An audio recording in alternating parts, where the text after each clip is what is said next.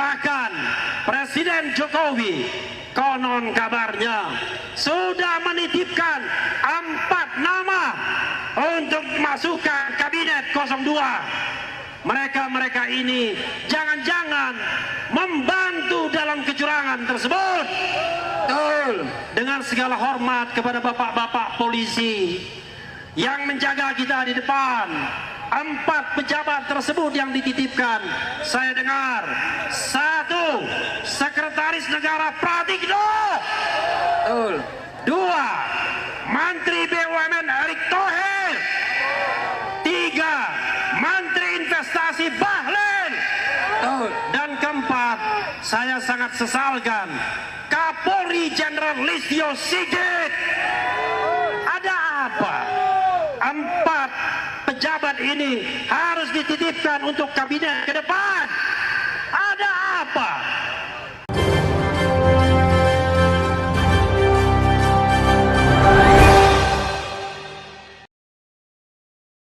Assalamualaikum warahmatullahi wabarakatuh. Jadi demo di KPU masih berlangsung. Dan juga hari ini ada demonstrasi di depan gedung DPR. Sehingga malam ini dipukul mundur oleh aparat keamanan. Jadi disuruh bubarkan. Sehingga ada 3 orang pendemo ditangkap oleh aparat. Dan para pendemo meminta 3 orang yang ditangkap untuk segera dilepaskan. Tetapi syaratnya masa harus segera dibubarkan, tetapi sampai sekarang belum tahu perkembangannya, negosiasinya seperti apa. Nah, aksi demonstrasi yang dilakukan hari ini di KPU maupun di depan DPR RI, anggota DPR RI dari PDIP Adian Napitupulu dan Arya Bima dan Masinton Pasaribu ikut berorasi bertemu pendemo. Mereka mengajak perwakilan dari tokoh masyarakat, mahasiswa, buruh, dan yang lainnya untuk masuk ke gedung DPR untuk menyampaikan apa saja tuntutannya. Hak angket ini dasar pemikirannya bagaimana? Dasar hukumnya bagaimana? Tujuannya bagaimana? Pertimbangannya bagaimana? Nah, banyak yang harus kita bicarakan. Untuk itu kami diminta ke depan berbicara langsung dan menjemput perwakilannya untuk kita bicara di dalam. Setuju tidak? Setuju nggak? Karena nggak mungkin kita berdiskusi panjang dalam suasana seperti ini. Siapa yang mewakili mahasiswa? Berapa orang? Siapa yang mewakili yang lain? Berapa orang? Bawa lengkap dengan kertas-kertas pemikirannya. Kami tidak mau cuma bicara di depan sini. Kami mau kita bicara serius di dalam sana. Yakinkan kami bahwa hak angket memang jalan keluar bagi persoalan bangsa ini. Yakinkan kami bahwa memang pilihan terbaiknya adalah hak angket. Yakinkan kami tidak cuma dengan jumlah massa, tapi dengan pemikiran-pemikirannya, dengan ide-idenya, dengan data-datanya. Untuk itu saya, Pak Masin dan Pak Aryo Bimo diminta mewakili fraksi untuk berunding, berdiskusi, berbicara dengan perwakilan teman-teman yang ada di sini. Untuk teman-teman bisa bantu. Berapa orang yang mau masuk ke dalam? 10 cukup? Kalau kita ambil tengahnya gimana? 15. Nah, jadi apa yang disampaikan oleh Adian, katanya masalah hak angket ini masih menunggu keputusan dari Ketua Umum yaitu Megawati. Jadi ada beberapa perwakilan yang ingin bertemu langsung ya dengan anggota DPR RI yaitu Adian, Aryo Bimo dan juga dari Masinton Pasaribu. Nah, ada juga yaitu orasi dari Refli Harun ya di depan gedung KPU. Dengan beraninya Refli Harun yaitu membongkar aib Jokowi. Allahu Akbar! Allahu Akbar! Allahu Akbar! Allahu Akbar! Ya, kawan-kawan semua, bapak-bapak, ibu-ibu sekalian, kita sekarang sedang berada di depan gedung Komisi Pemilihan Umum. Kenapa kita datang ke sini? Karena kita percaya dengan KPU. Benar nggak? Karena kita percaya dengan KPU. Karena kita percaya dengan KPU. Kita percaya KPU curang. Betul. Kita percaya KPU curang. Jadi kita datang ke sini untuk mengingatkan bahwa negeri ini dalam bahaya. Betul. Kawan-kawan semua, ibu-ibu dan bapak-bapak sekalian, KPU itu orang yang saya kenal. Sudah puluhan tahun saya kenal Hasyim Asy'ari. Tetapi saya sangat kecewa dengan sikapnya hari ini. Mau saja jadi budak rezim. Mau saja jadi budak rezim. Kita tahu bahwa dari awal rekrutmen KPU itu abal-abal. Rekrutmen KPU dan Bawaslu abal-abal. Kenapa begitu? Karena sudah disiapkan oleh tim yang dibentuk oleh Presiden. Ketuanya mantan deputi KSP, kantor staf Presiden. Anggota-anggotanya orang dekat Presiden semuanya. Betul. Bagaimana mungkin akan mendapatkan KPU yang jujur, berintegritas dan independen? Yang ada adalah KPU yang mengakali pemilu ini, tidak berani membuka sirekap.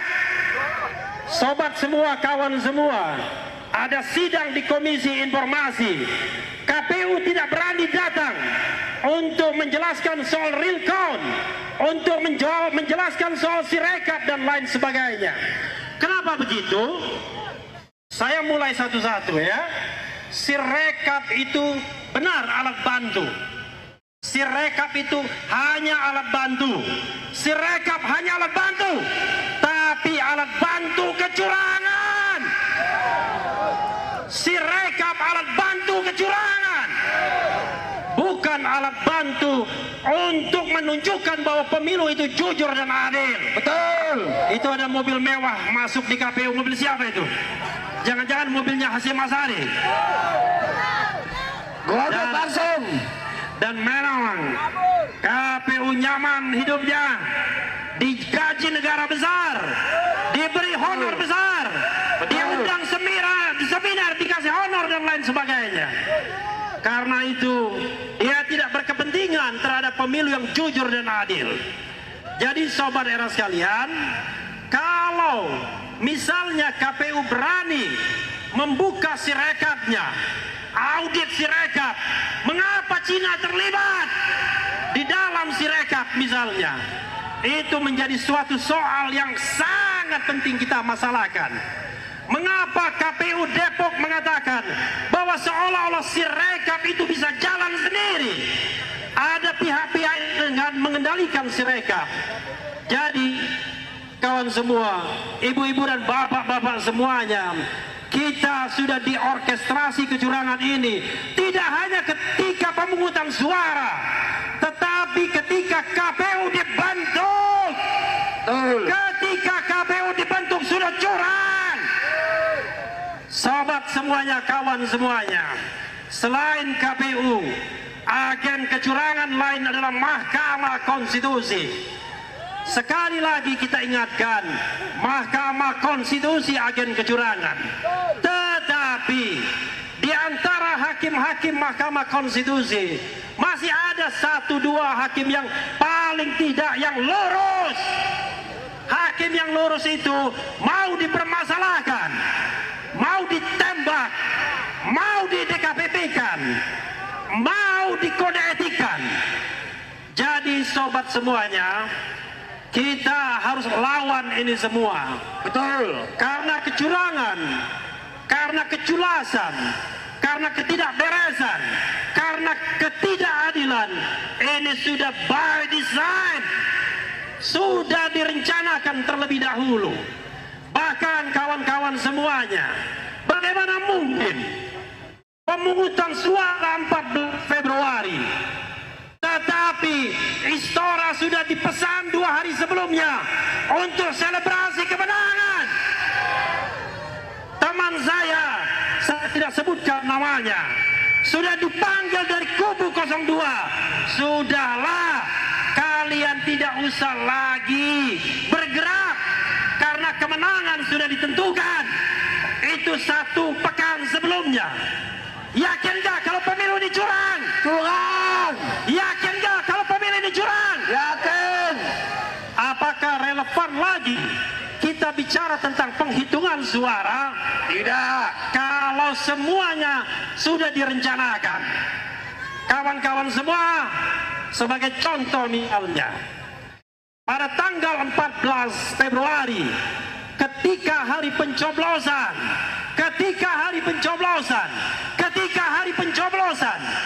hanya beberapa jam, 1-2 jam setelah penghitungan suara, langsung diketahui hasil pemilu.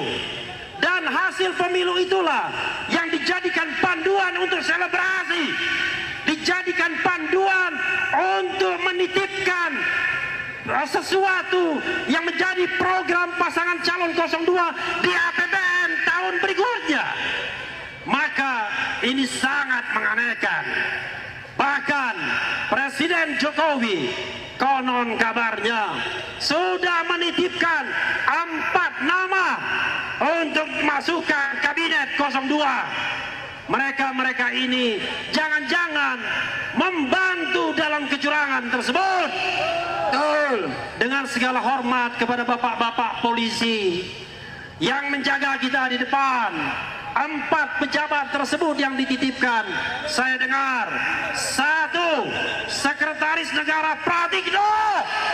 Betul. 2. Menteri BUMN Erick Thohir.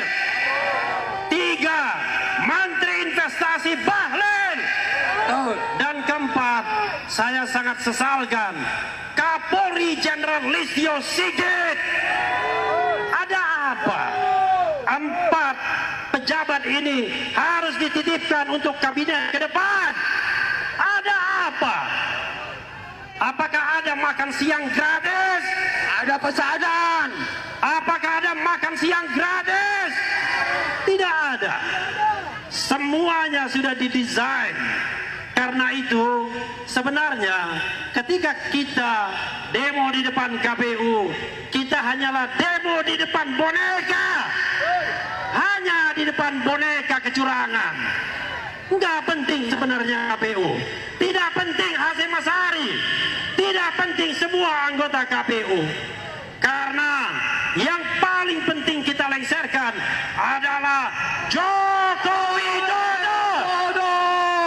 Lengserkan Joko Widodo. Negeri ini akan hancur kalau kita tidak lawan dari sekarang. Pemilu yang curang hanya 1 titik untuk menguasai negara ini. Besok-besok semua pemimpin negara ini hanya akan ditentukan oleh segelintir oligarki. Karena itu kita harus lawan. Tolong teriakkan kawan-kawan semua. Kalau saya katakan lawan, kita katakan lawan, ya. Lawan!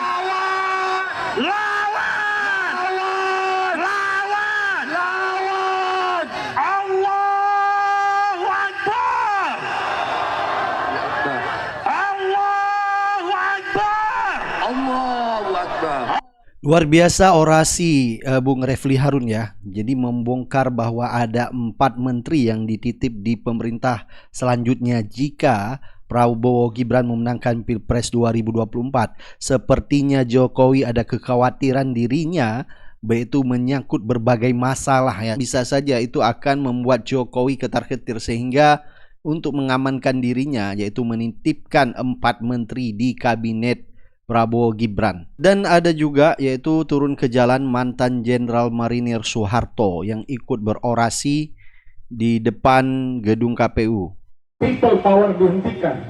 Justru people power itu yang betul.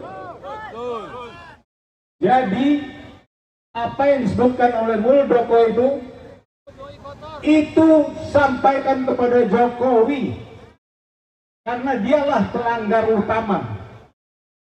Dan saya harapkan kawan-kawan mungkin terus kita lakukan ini. Kalau kita terus lakukan, dia tidak berani ke Jakarta. Ya, dia pengecut. Setiap ada kegiatan sini, entah masuk gorong-gorong, entah masuk kemana itu, nggak berani di Jakarta. Pemimpin apa kalau nggak berani itu? Jadi kalau menurut saya tidak akan mengatakan itu diturunkan gitu, tidak, digulingkan, sekali lagi. Jadi jangan banyak basa-basi. Hari-hari berikut adalah hari-hari untuk kita kegiatan melawan dan menggulingkan Joko Widodo dan keluarganya. Memang ada priwasa dari luar, probably vote day. Tapi di negara ini bukan itu sudah. Itu sudah menjadi vote Jokowi, vote day. Itu yang kita lawan. Ingat 10 tahun yang lalu, apa dia itu? Salah juga kita memang. Kenapa kita angkat tukang pelintir itu menjadi sini? Jadi sekarang turunkan. Kita yang dulu naikkan, kita yang turunkan. Malu kita dengan luar negeri. Dengan presiden yang seperti itu. Untuk kepada polisi yang menghambat-hambat kami, ingat, kalian juga dibayar oleh uang rakyat. Jangan sampai kalian meletuskan namanya senjata kalian. Pasal Muldoko, tolong. Ya. Saya tahun 98, saya ikut bergerak seperti ini. Prajurit saya hanya katakan dia, jangan ada letusan, jangan ada pukulan kepada rakyat, karena rakyat itu di situ ada anak kita, adik kita, saudara kita, mungkin semuanya. Jangan kita pukul. Memukul itu berarti diri kita sendiri. Menembak berarti nembak diri kita sendiri. Lempar gas air mata itu juga kita sendiri. Oleh karenanya saya sampaikan kepada polisi, walaupun Anda belum bisa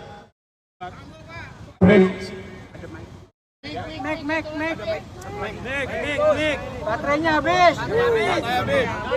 Anda tidak bisa juga membuat polisi itu presisi. Karena apa? Karena presiden kita juga tidak presisi. Turunkan. Malu kita dengan bangsa lain punya presiden seperti itu. Malu, sangat malu. Ya. Kemudian saya juga beri tip kepada bapak-bapak polisi. Jangan Anda semua yang akan melakukan people power ini musuh Anda. Keliru. Di situ saudaramu, di situ adikmu, di situ kakakmu, bahkan di situ anakmu. Bela dia kalau mau menjadi polisi yang baik. Ya. Nah, aksi demonstrasi yang dilakukan di gedung KPU masih berlangsung ya, menuntut Jokowi untuk dimakzulkan dan hak angket segera digunakan di DPR. Kita akan masih memantau perkembangan yang terjadi di gedung KPU seperti apa. Apakah besok KPU akan mengumumkan hasil pemenang Pilpres 2024 ini? Baik, silakan Anda beri pendapat dan komentar Anda. Kita akan ketemu di video selanjutnya. Assalamualaikum warahmatullahi wabarakatuh.